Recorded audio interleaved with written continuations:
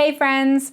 In this video, I'm going to show you how you can borrow money from Cash App. I'll show you the step-by-step process, everything you need to do to qualify for it, how to borrow the money, and how to pay it back. When Cash App Borrow first came out, they made it really vague about who could qualify. They didn't define it, and some people qualified and some people didn't. I wanted to show you a video, but I didn't qualify and I couldn't figure out how to do it. Now they've made it much more clear. So check it out. Let's open up your app and go into the first tab. The first tab either has the amount of money you have in it or has the little bank symbol if you have $0.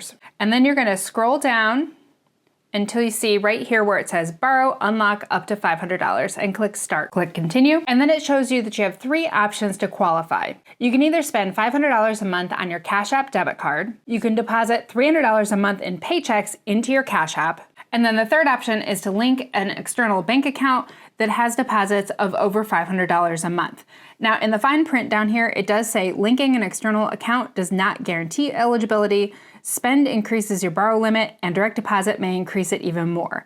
Eligibility and limits depend on several factors and may change. So the absolute limit is $500. Let's see what I can qualify for. I'm gonna try linking an external account. It links through the Plaid service, and because I've used Plaid before, it's giving me an option of accounts that I've already linked other places. So I'm gonna try linking a checking account, and then it's gonna have me log in at my bank. Okay, so apparently it's checking out my bank account, and that account wasn't good enough. That account does not have paychecks deposited in it. I only transfer money into it, so apparently it wasn't enough. So I'm back a week later and I spent $500 on my cash card. And as soon as that last transaction went through, I immediately got a notification that I qualified for borrowing from Cash App. So I'm gonna go into that first tab, scroll down, and you see it says that I have $60 available to borrow. So I'm gonna click start right here. So it's saying that I'll receive funds instantly, I can pay only a flat fee, and I can qualify for higher limits over time.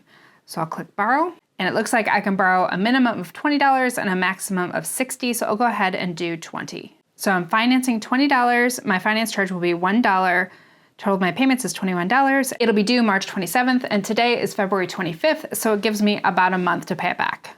Click next. So then it's automatically splitting it up into 4 equal payments, and this would be starting a little over a week from today. So if I click choose repayment schedule, so I can do it as I get cash and Cash App, 4 weekly payments, or all at once. I'll just leave it on the weekly payments for now. Click next. Then it says it needs to confirm my identity, asking for my PIN. Okay, it's asking for my full social security number, and I'm pretty sure when I originally signed up with Cash App, it only asked for my last 4 digits, so it does want the full number now. Then it's confirming my legal name, date of birth, social security number, and address. And it's explaining that this works out to an APR of 60%. Here in the fine print, it talks about what happens if you miss a payment.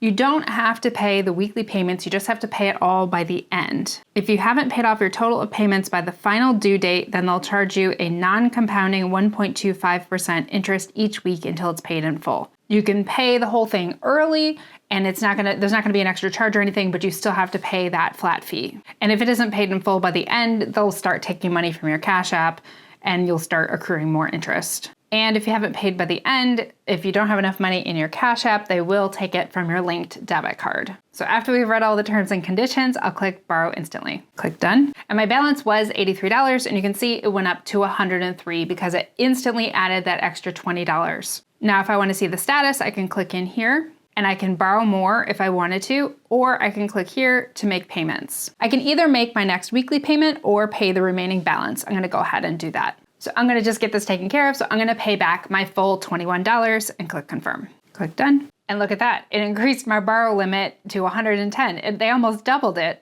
So that's how Cash App Borrow works. If you've tried this yourself, I'd love to hear your comments about it down below in the comments. And if you're new to Cash App, please do use my full beginner's walkthrough for Cash App. I'll leave the link to the latest version of that one right here. Watch that one next.